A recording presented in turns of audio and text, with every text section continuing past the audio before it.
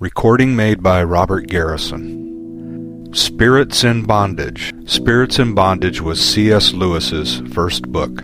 Released in 1919 by Heinemann, it was reprinted in 1984 by Harcourt Brace Jovanovich and included in Lewis's 1994 Collected Poems.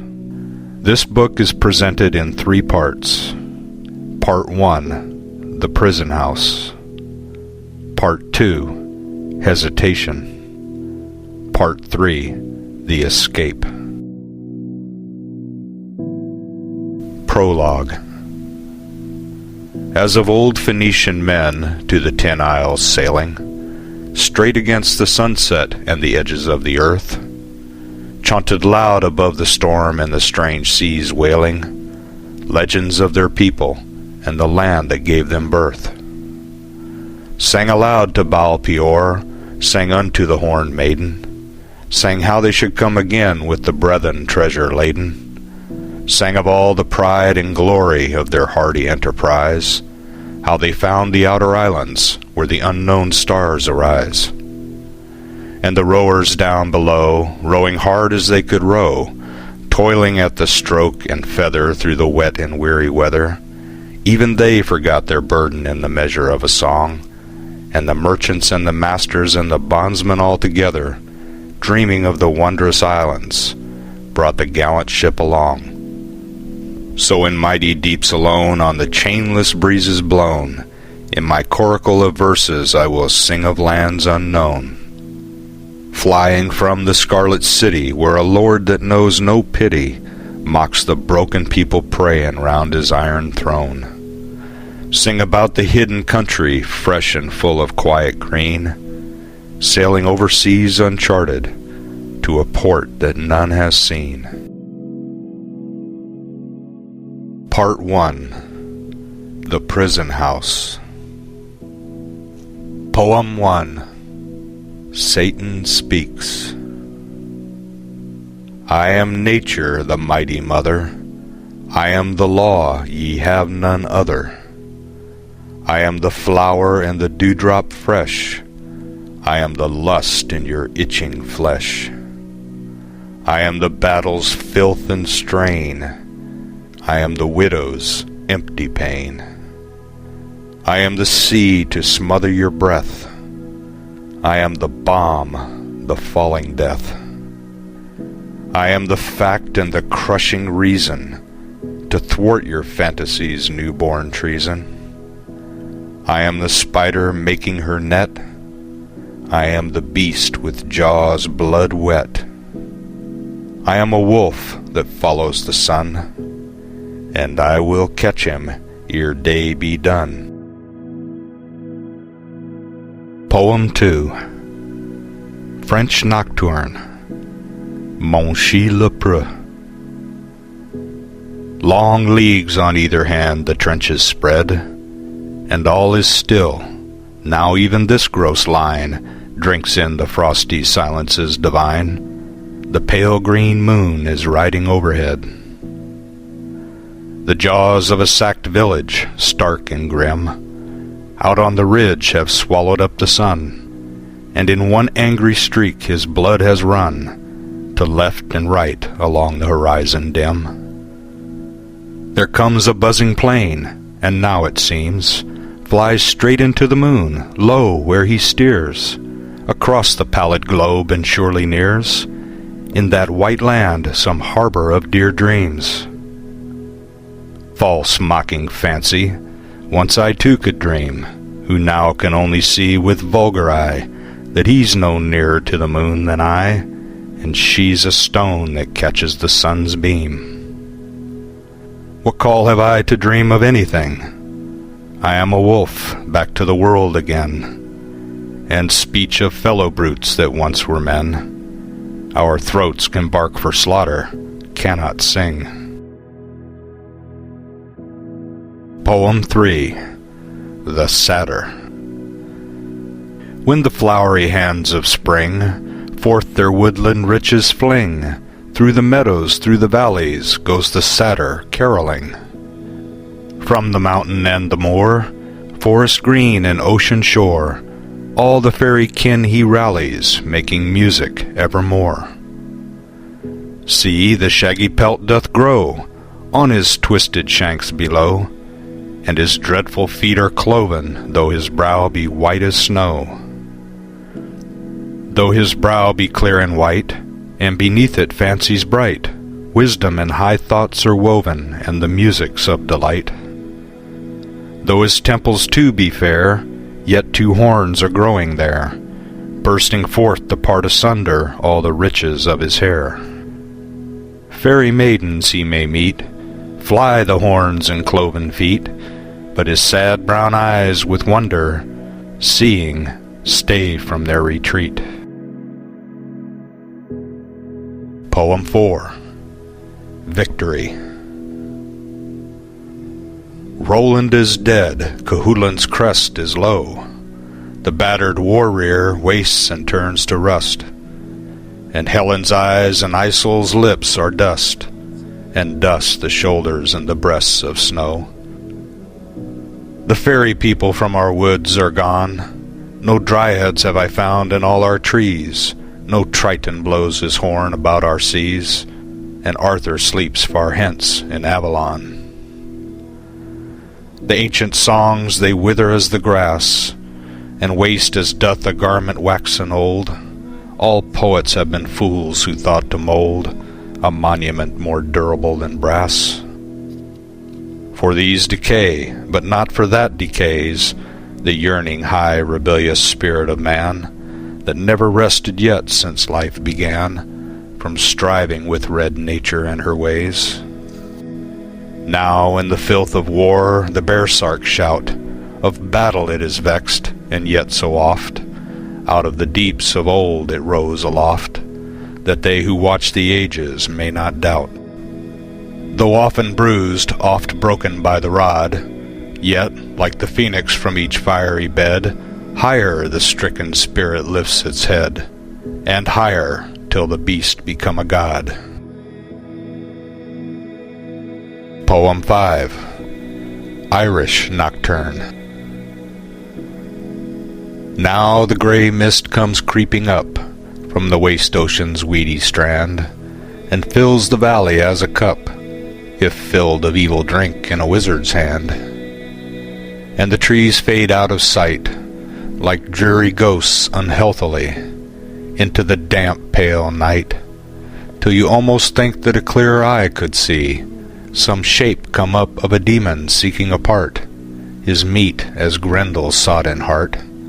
The thanes that sat by the wintry log, Grendel or the shadowy mass of Balor, or the man with the face of clay, the grey walker who used to pass over the rock arch nightly to his prey.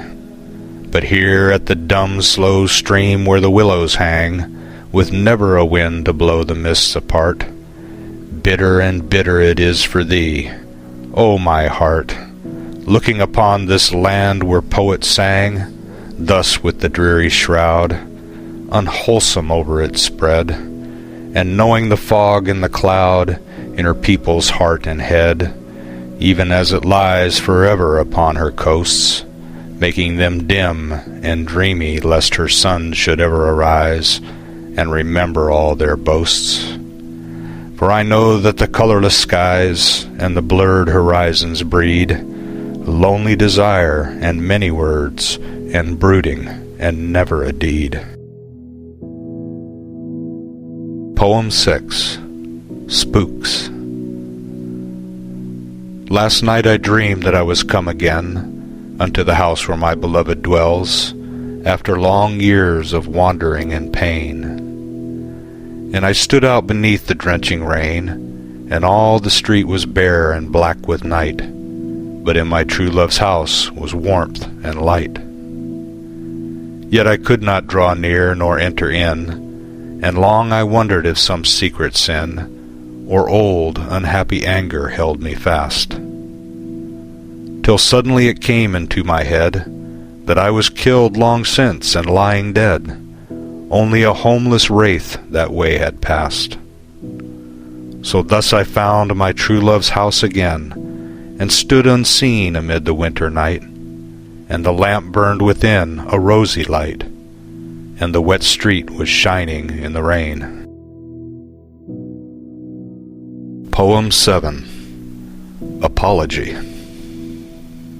If men should ask, Despina, why I tell of nothing glad nor noble in my verse, to lighten hearts beneath this present curse, and build a heaven of dreams in real hell, go you to them and speak among them thus: there was no greater grief than to recall, down in the rotting grave where the lithe worms crawl, green fields above that smiled so sweet to us. Is it good to tell old tales of Troynovant, or praises of dead heroes tried and sage, or sing the queens of unforgotten age, Brynhild and Mev and Virgin Bradamant? How should I sing of them? Can it be good to think of glory now when all is done, and all our labor underneath the sun has brought us this, and not the thing we would? All these were rosy visions of the night, the loveliness and wisdom feigned of old. But now we wake, the east is pale and cold, no hope is in the dawn, and no delight. Poem 8. Ode for New Year's Day. Woe unto you, ye sons of pain, that are this day in earth! Now cry for all your torment, now curse your hour of birth, and the fathers who begat you to a portion nothing worth. And thou, my own beloved, for as brave as ere thou art, bow down thine head, Despina, clasp thy pale arms over it, lie low with fast-closed eyelids, clenched teeth, enduring heart, for sorrow on sorrow is coming, wherein all flesh has part. The sky above is sickening, the clouds of God's hate cover it.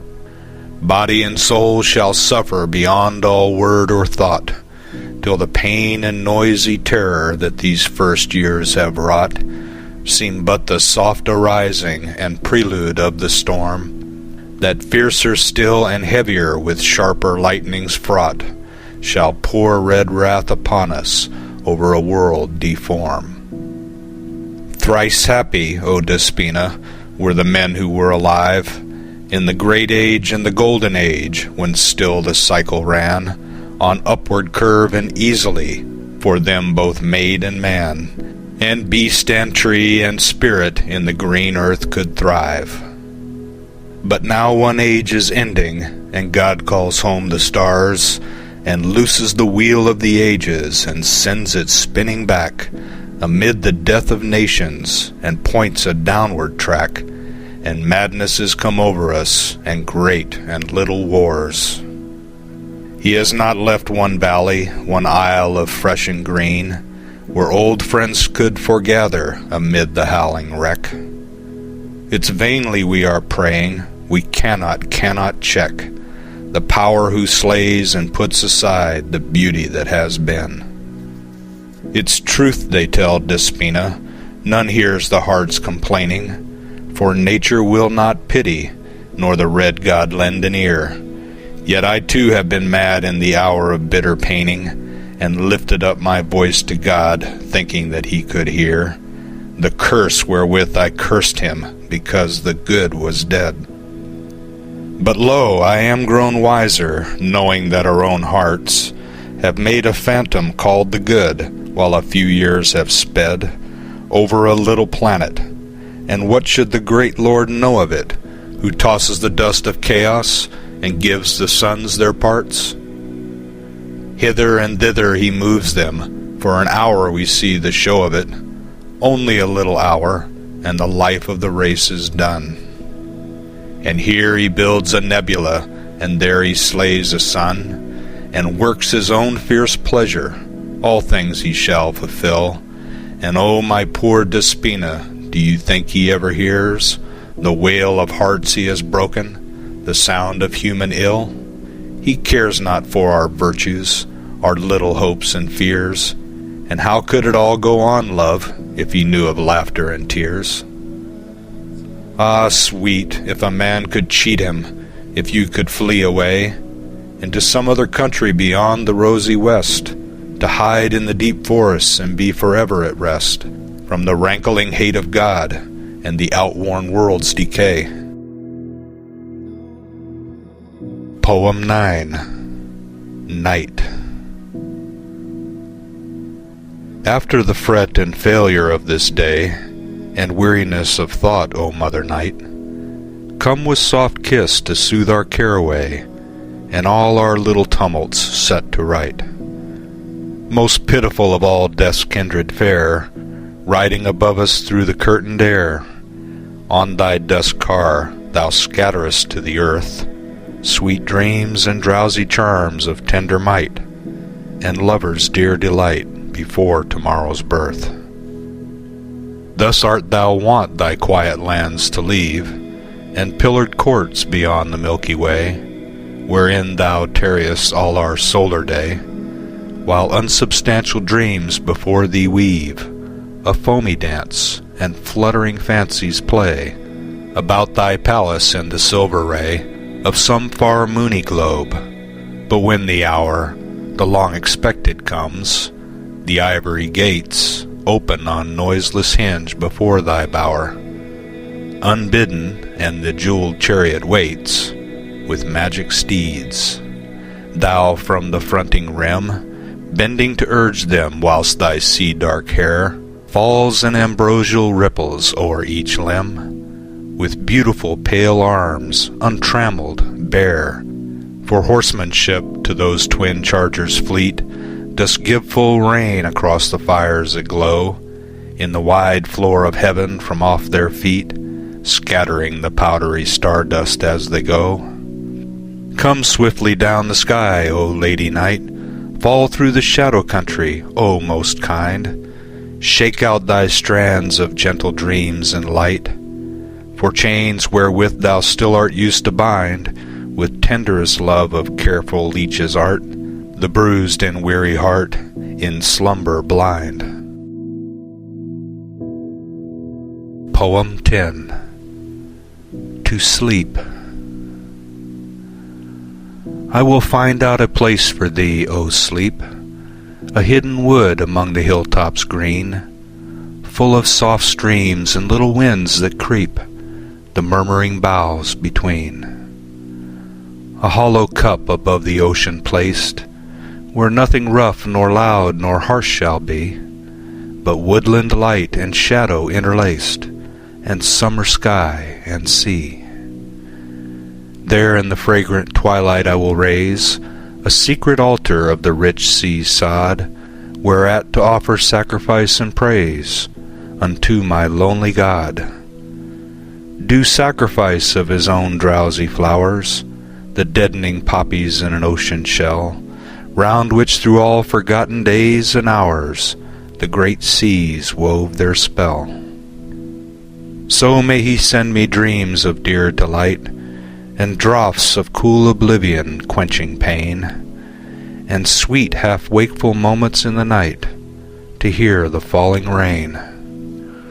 And when he meets me at the dusk of day, to call me home forever, this I ask, that he may lead me friendly on that way, and wear no frightful mask. Poem 11. In Prison. I cried out for the pain of man, I cried out for my bitter wrath, against the hopeless life that ran forever in a circling path, from death to death since all began. Till on a summer night I lost my way in the pale starlight, and saw our planet far and small, through endless depths of nothing fall, a lonely pinprick spark of light upon the wide enfolding night, with leagues on leagues of stars above it, and powdered dust of stars below. Dead things that neither hate nor love it, not even their own loveliness can know, being but cosmic dust and dead. And if some tears be shed, some evil god have power, some crown of sorrow sit upon a little world for a little hour, who shall remember? Who shall care for it? Poem 12, De Profundis. Come, let us curse our master ere we die, for all our hopes in endless ruin lie. The good is dead, let us curse God Most High. 4,000 years of toil and hope and thought, wherein man labored upward and still wrought new worlds and better, thou hast made us not. We built us joyful cities strong and fair, knowledge we sought and gathered wisdom rare, and all this time you laughed upon our care. And suddenly the earth grew black with wrong, our hope was crushed and silenced was our song. The heaven grew loud with weeping, thou art strong. Come then and curse the Lord over the earth. Gross darkness falls and evil was our birth, and our few happy days of little worth. Even if it be not all a dream and vain, the ancient hope that still will rise again, of a just God that cares for earthly pain. Yet far away beyond our laboring night, he wanders in the depths of endless light, singing alone his musics of delight.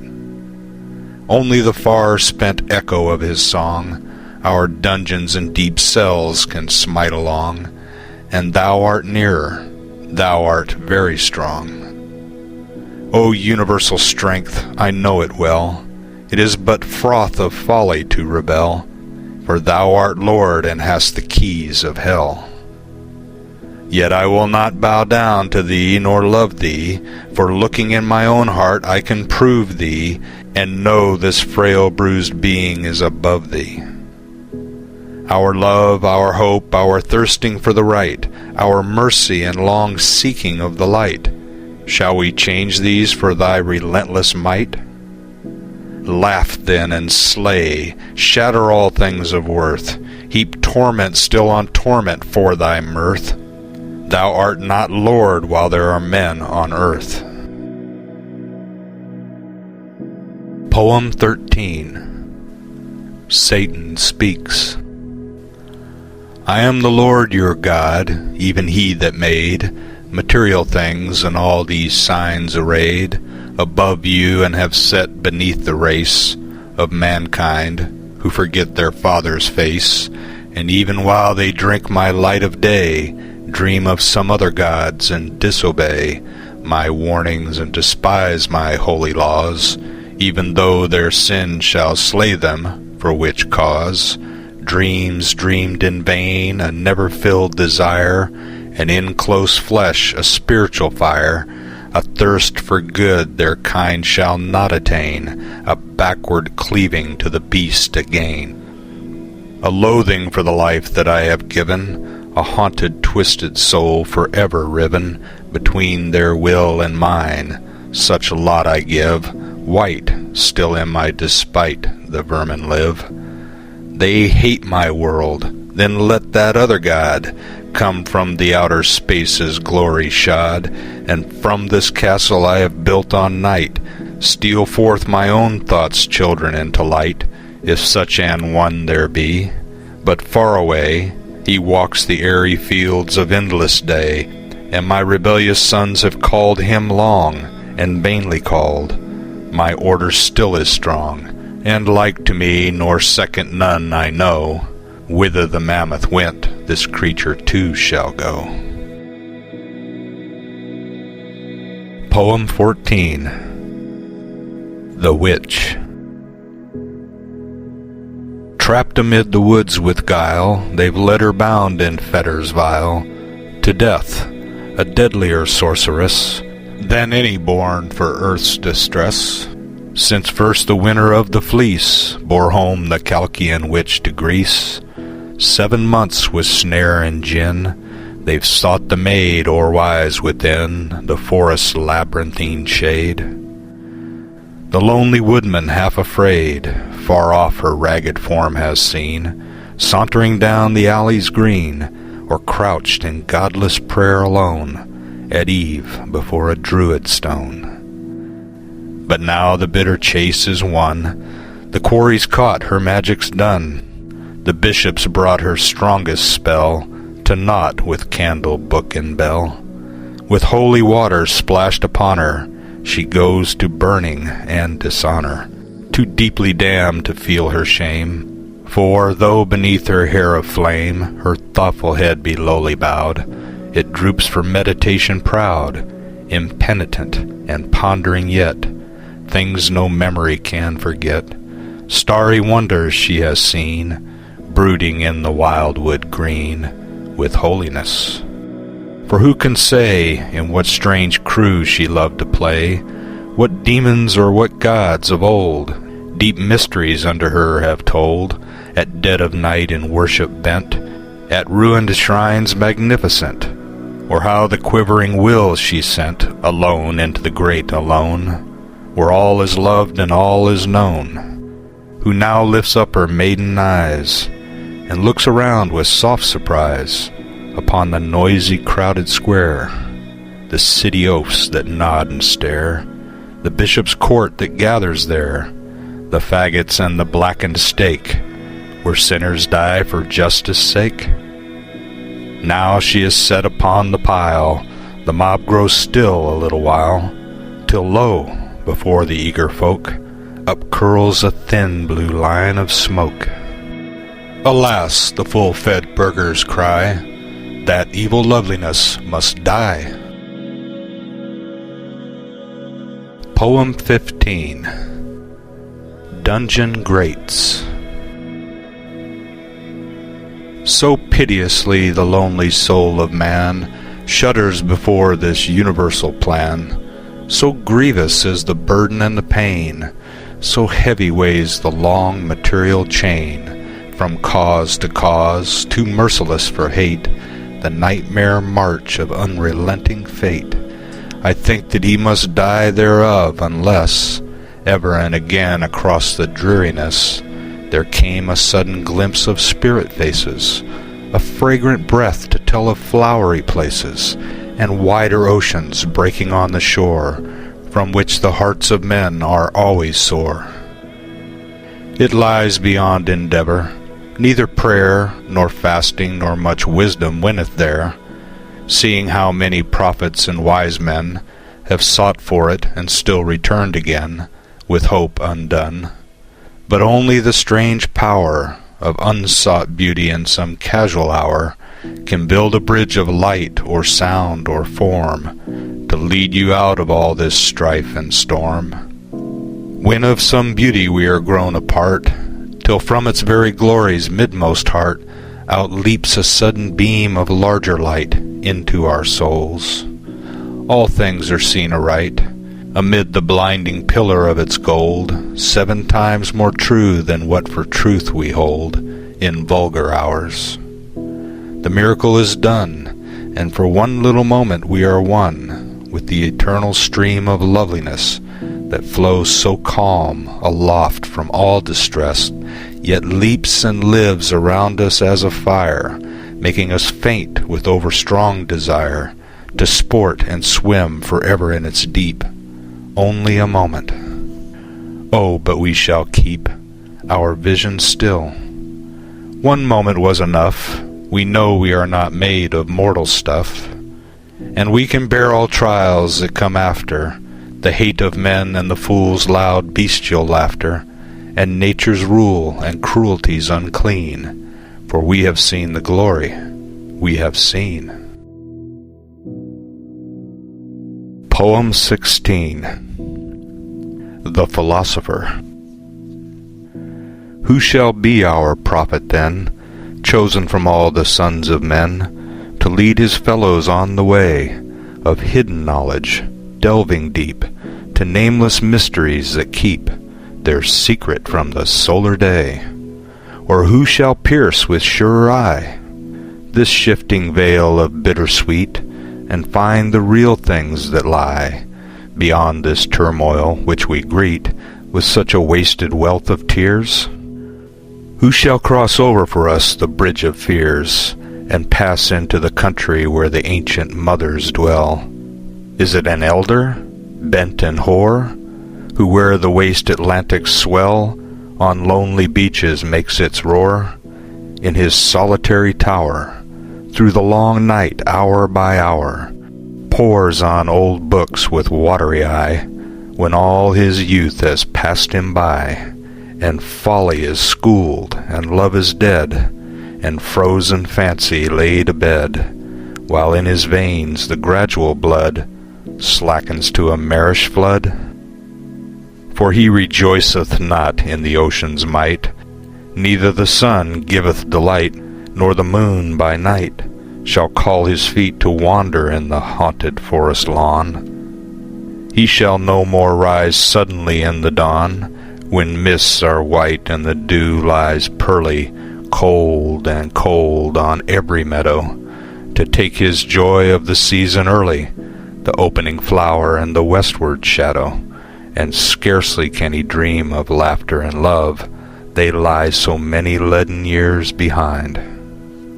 Such eyes are dim and blind, and the sad aching head that nods above his monstrous books can never know the secret we would find.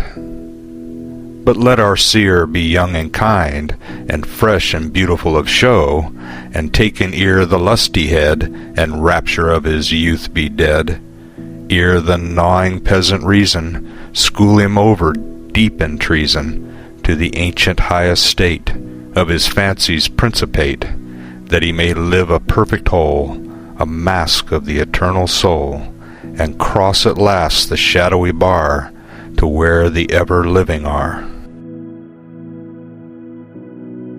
Poem 17. The Ocean Strand. O leave the laboring roadways of the town, the shifting faces and the changeful hue of markets and broad echoing streets that drown the heart's own silent music, though they too sing in their proper rhythm and still delight the friendly ear that loves warm humankind, yet it is good to leave them all behind, now when from lily dawn to purple night summer is queen. Summer is queen in all the happy land.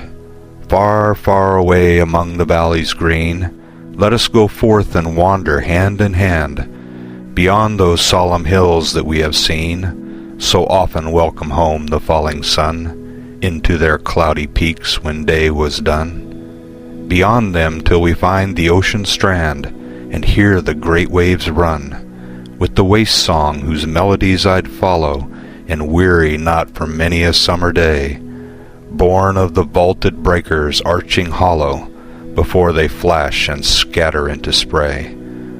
On, if we should be weary of their play, then I would lead you further into land, where with their ragged walls the stately rocks, shunt in smooth courts and paved with quiet sand, to silence dedicate. The sea god's flocks have rested here, and mortal eyes have seen, by great adventure at the dead of noon, a lonely nereid drowsing half a swoon, buried beneath her dark and dripping locks. Poem 18. Noon. Noon, and in the garden bower the hot air quivers o'er the grass, the little lake is smooth as glass, and still so heavily the hour drags, that scarce the proudest flower, pressed upon its burning bed, has strength to lift a languid head. Rose and fainting violet, by the water's margin set, swoon and sink as they were dead, though their weary leaves be fed with the foam drops of the pool, where it trembles dark and cool, wrinkled by the fountain spraying o'er it. And the honey-bee hums his drowsy melody, and wanders in his course a-straying through the sweet and tangled glade, with his golden mead o'erladen, where beneath the pleasant shade of the darkling boughs a maiden, milky limb and fiery tress, all at sweetest random laid, slumbers drunken with the excess of the noontide's loveliness. Poem 19. Milton read again, in Surrey. 3 golden months while summer on us stole, I have read your joyful tale another time, breathing more freely in that larger clime, and learning wiselier to deserve the whole. Your spirit, Master, has been close at hand, and guided me, still pointing treasures rare, thick sown where I before saw nothing fair, and finding waters in the barren land. Barren once thought because my eyes were dim, like one I am grown to whom the common field, and often wandered copse one morning yield new pleasures suddenly, for over him falls the weird spirit of unexplained delight, new mystery in every shady place, in every whispering tree a nameless grace, new rapture on the windy seaward height. So may she come to me, teaching me well to savor all these sweets that lie to hand, in wood and lane about this pleasant land, though it be not the land where I would dwell. Poem 20. Sonnet. The stars come out, the fragrant shadows fall about a dreaming garden still and sweet. I hear the unseen bats above me bleat, among the ghostly moths their hunting call, and twinkling glowworms all about me crawl. Now for a chamber dim, a pillow meet, for slumbers deep as death, a faultless sheet, cool, white, and smooth. So may I reach the hall, with poppies strewn where sleep that is so dear, with magic sponge can wipe away an hour, or 12, and make them not. Why not a year? Why could a man not loiter in that bower until 1,000 painless cycles wore? And then, what if it held him evermore? Poem 21. The Autumn Morning. See, the pale autumn dawn is faint upon the lawn that lies in powdered white of hoarfrost dight. And now from tree to tree the ghostly mist we see hung like a silver pall to hallow all. It wreathes the burdened air so strangely everywhere that I could almost fear this silence drear, where no one songbird sings, and dream that wizard things, mighty for hate or love, were close above. White as the fog and fair, drifting through the middle air, in magic dances dread over my head. Yet these should know me too, lover and bondman true, one that has honored well the mystic spell of earth's most solemn hours, wherein the ancient powers of dryad, elf, or faun, or leprechaun oft have their faces shown to me that walked alone, seashore or haunted fen, or mountain glen. Wherefore I will not fear to walk the woodland sere into this autumn day, far, far away. End of Part 1. The Prison House.